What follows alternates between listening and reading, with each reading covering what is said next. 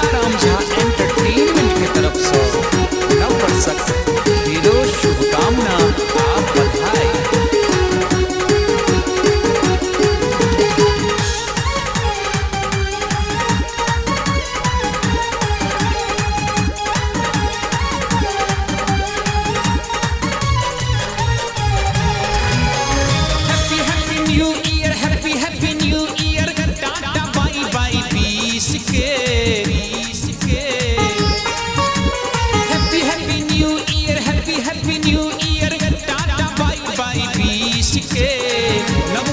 सो शुभ अभिनंदन 2021 के नव साल के शुभ अभिनंदन 2021 के।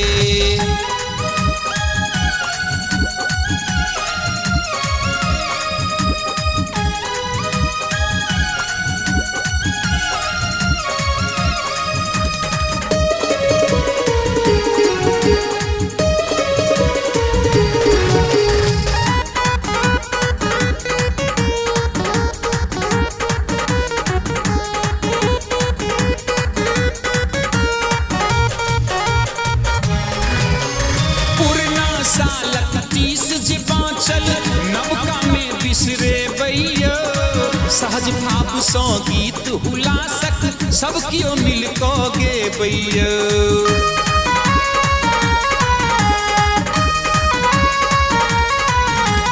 पुरना सालक 30 जे बाँचल नवका में बिसरे बैया। सहज भाव सौ गीत हुलासक सब कियो मिल गे बैया। दी बधाई हम नव वर्षस और करी बंदन जगदीश के। दी बधाई हम नव वर्षस और करी बंदन जगदीश के। नव मंग सो शुभ अभिनंदन 2021 के। नव साल के शुभ अभिनंदन 2021 के।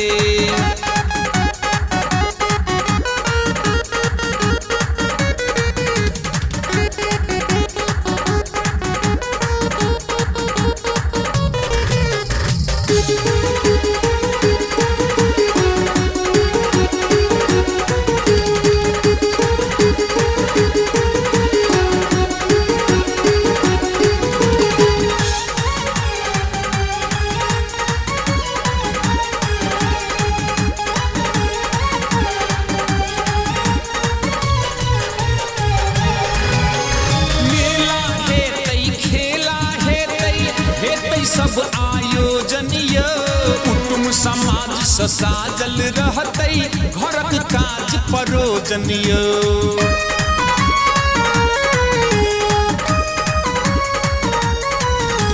मेला हेतई खेला हेतई सब आयोजन कुटुंब समाज ससाजल रहतई घरक काज परोजन। मंगल धुन में रहतई सानल हावा चारू दिस के। मंगल धुन में रहतई सानल हावा चारू दिस के। नव उमंग सो शुभ अभिनंदन 2021 के। नव साल के शुभ अभिनंदन 2021 के।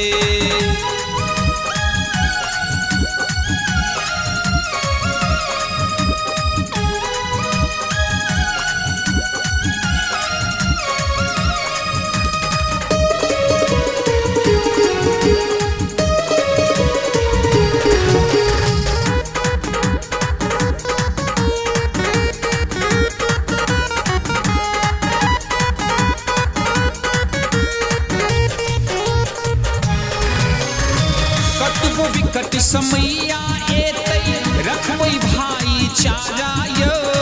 गंगा रामक रामे करथिन सबटा कष्ट निवारा यो।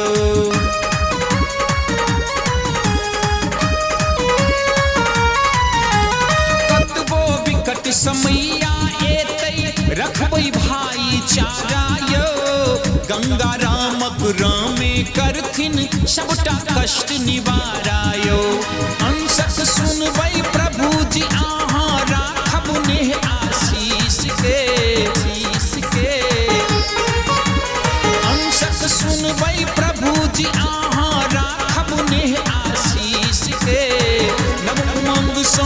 शुभ अभिनंदन 2021 के। नव साल के शुभ अभिनंदन 2021 के। Happy happy new year, happy happy new year, tata bye bye 20 के। Happy happy new year, happy happy new year, tata bye bye 20 के। नव उमंग सो शुभ अभिनंदन 2021 के। नव साल के शुभ अभिनंदन 2021